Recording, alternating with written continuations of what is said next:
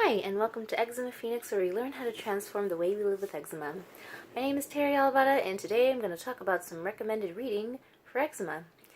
And I believe in staying nerdy and getting curious and vice versa, so here are some books or topics of books, or even just media like films and documentaries that you can research to help you gain more mastery over your skin and patterns as I have gained. So the first type of book or thing I would recommend researching is herbalism. And through herbalism, I've started to understand like the relationship and sort of like the dynamic interaction between plants and my body, how my skin responds to certain plants, and how some are friends and some, aren't necessarily foes, but they don't necessarily do anything for me either. So some friends I've made through studying herbalism have been calendula, rose, dandelion, tulsi, marshmallow root, jasmine, just so many great friends. I call them great healing friends because I do experience accelerated healing when I use herbs. For example, with diet, if I have diet-related food triggered rashes and I'm detoxing, I could totally just detox, do the elimination diet, and of course eat like the healthy food, which is kind of like using those foods as herbs or food as medicine, herbs as medicine. But specifically when I really add like specific herbal herbs like floral, leaf, root, stem, bark, extracts, and like use them with real intention and prayer, I do find that I heal a lot faster, and in infusing them into balms and salves or seeking them out in cosmetics formulas that are made for skincare and wound care really do make a difference. Like tea tree being antifungal, calendula being a lymphatic, and for me a skin saver, for me a skin beautifier, softener. I also really like drinking peppermint tea to help with like internal digestive issues, or if I'm feeling constipated, it's really good for getting things to get moving as well.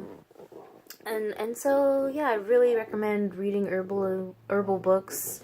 David Hoffman is a really good author. He's a very holistic minded person, and I appreciate that. Although he is a man, he writes about the emotional and spiritual aspects of healing and herbalism. Another great herbal author is Rosemary Gladstar. I think she started the company Traditional Medicinals, and she's like super popular for a reason. The first book I was introduced by her was Herbal Medicine for Women, and it specifically talks about just like things for your menstrual cycle, for postpartum, for just hormonal things, and heart medicine. I really enjoyed her book, and she has like some really great, easy to follow recipes. So, highly recommend Rosemary Gladstar.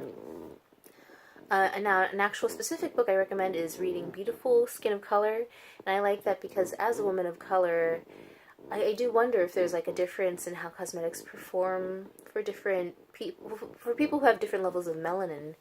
And this book is not just a celebration of ethnicity and multiculturalism, but it does also break down the science of melanin in different races, and how that's important in selecting your skincare and your sun care, and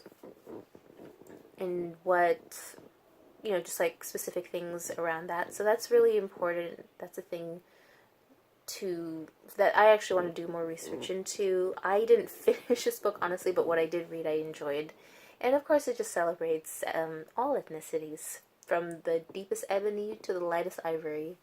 So everyone is included, everyone. Another specific book I really like is The Beauty Detox Solution by Kimberly Snyder. I love I just like love her energy so much, and she's such a great writer.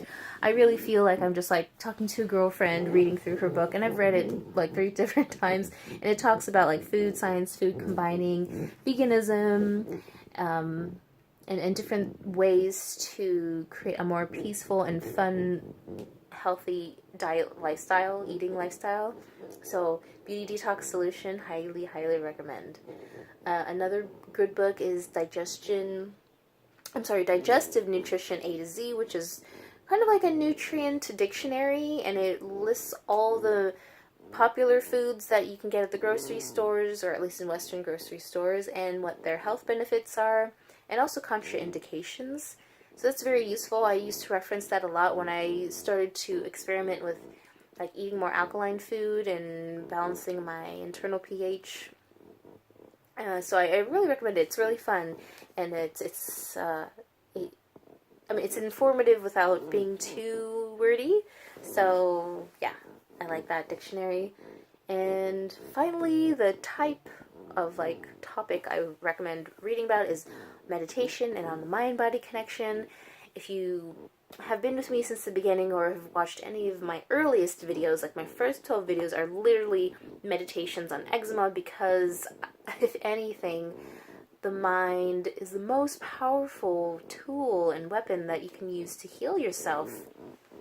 If you are not in a healthy frame of mind, like for me, if I'm not in a healthy frame of mind, if I'm feeling sad about something or frustrated or stressed or angry, I don't always make the best food decisions. And so I could be like super informed and nerdy and know everything that I'm supposed to do, but if I don't feel like it, and if I'm not in the right mental state to remain healthy, I will not make healthy decisions. And so, mastery over your mind, working with it, using it to communicate with your body, and also to use your mind to listen to your body's wisdom is really important. Mind-body connection, highly recommend it. Just like look it up, just research it, Google it. There's a lot of great books on it, countless.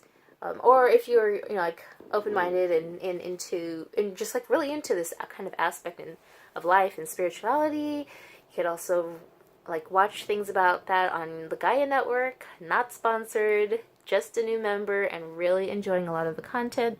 Some of it I think like could use better production value, but all of the content's pretty interesting, if not solid, and it includes a lot of scientific research to back it up as well.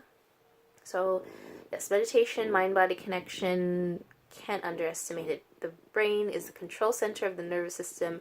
Our body is completely covered in nerves, including our skin. That is how we can sense things and touch things and feel things that feel good and feel bad and feel itchy. So, think about that. Thank you for watching. Let me know if you have any comments or questions in the comment section down below. Like this video if you enjoyed this content, and subscribe if you'd like to see more of it. Thank you so much for watching, and I will see you in the next video. Bye!